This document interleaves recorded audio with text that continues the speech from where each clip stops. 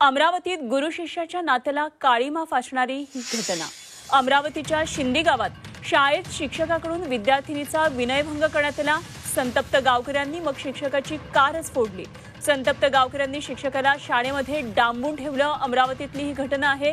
या गावामध्ये मोठा पोलीस बंदोबस्त तैनात करण्यात आलाय।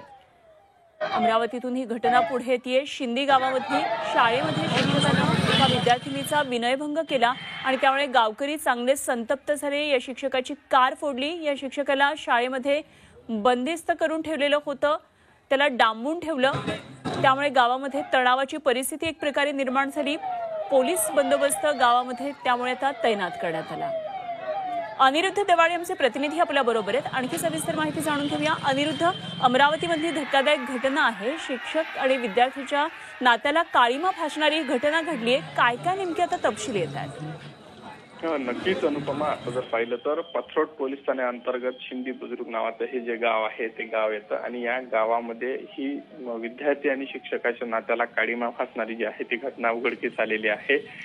या खासगी संस्थेतील शिक्षकाने जो आहे तो एका विद्यार्थिनीचा विनयभंग केला आणि ही घटना जेव्हा गावामध्ये पसरली तेव्हा गावातील नागरिक जे आहे ते मोठ्या प्रमाणात शिक्षकाच्या विरोधात उतरले होते।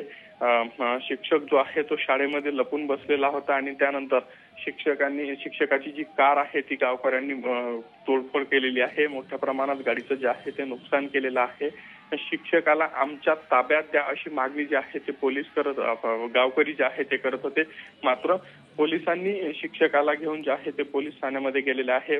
शिक्षक सध्या पोलिसांच्या ताब्यात आहे आणि पुढील कारवाई जी आहे ते पोलीस करत आहे। मात्र गावामध्ये मोठ्या प्रमाणात पोलिसांचा जो आहे तो बंदोबस्त तैनात केलेला आहे आणि सध्या गावामध्ये तणावपूर्ण शांतता असल्याचं इथं पाहायला मिळतंय। अनुपमा, ठीक, धन्यवाद अनिरुद्ध दिलेल्या या सगळ्या सविस्तर माहितीसाठी। अनिरुद्ध दवाळे आमचे प्रतिनिधी अमरावतीमधून आपल्या बरोबर होते।